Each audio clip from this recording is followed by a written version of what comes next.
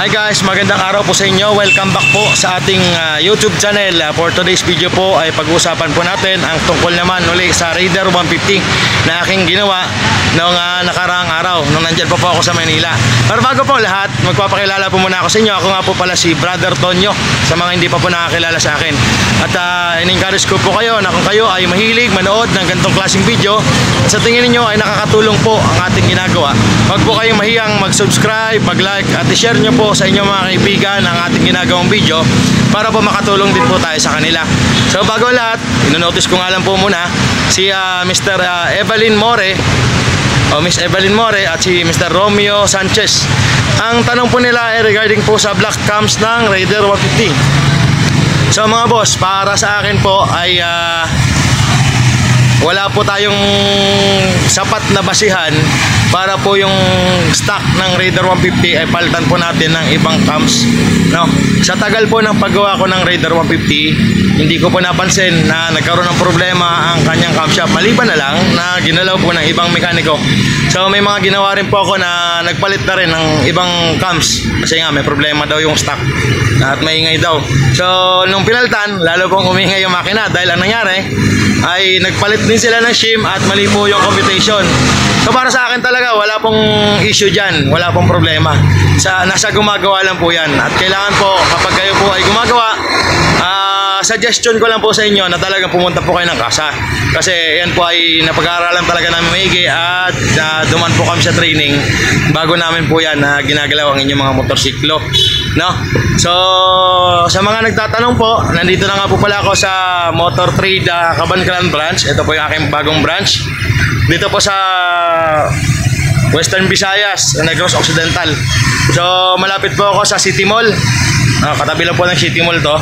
At kung may mga nakapanood po din na taga rito, ay pwede nyo po akong puntahan. Open po kami 8:30 to 5:30 dito sa aming branch, Motor Trade Cabancalan 2. So ayun, panoorin nyo po ang video na to at sana ay may matutunan po kayo. At yun, mayroon nga po pala ako ipapakilala sa inyo ang bago kong partner dito sa Motor Trade Cabancalan 2, si Sir Arnel. Sir Arnel, ano pong aasahan ng mga kliyente natin sa atin pag sila ay pumunta rito? Asahan nila dito na magandang serbisyo nila dito sa Motor Trade. Ayos, ayos. So yun, at kung sino man dyan ang nakapanood ng video na to, ay ini-invite namin kayo. Kahit kumuha ng motor, marami kami motor dito, kompleto halos. Malaki pala yung branch namin dito. At bibigyan namin kayo ng magandang discount talaga. So yun, at open kami araw-araw. Hanapin nyo lang po dito si Sir Arnel at ako po si Brother Tonyo. At sigurado maayos namin motor nyo kasi dalawa na kami. So ayun lang po, tuloy natin yung video na to. Panoorin nyo at tapusin niyo. Sana po ay may papulot po kayong panibagong ideya. Maraming pong salamat.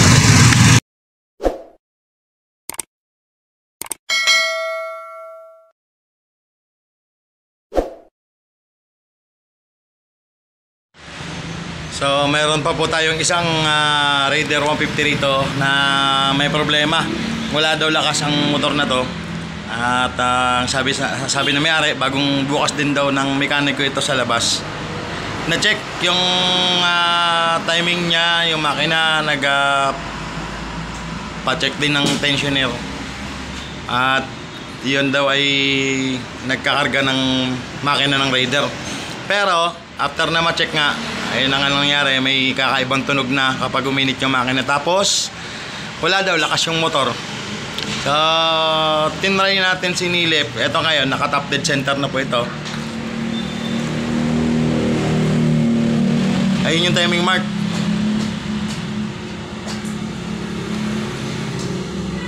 Yun, ayun yung timing mark nya. Pero dito sa mga timing sprocket nya mayroong problema. So yun kung mapapansin ninyo, yung timing mark na yon, yung number 2 na may arrow, dapat ay dito siya na side. Ito dyan. Tapos ayun layo. Yung guhit na to dapat higang-higa yan, pantayan dito sa may guhit din ang cams na nasa gilid, cam holder. Ayan, ganon din yung isa. Ayan o. So totally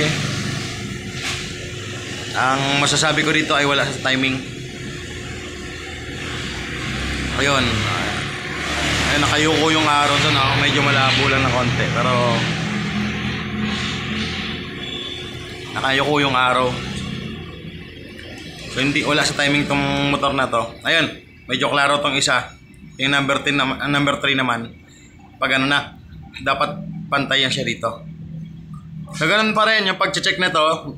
Kung paano nyo i-timing dapat ay simula sa number 2, sa number 2 pupunta rito ay 16 pins pa rin dapat yan.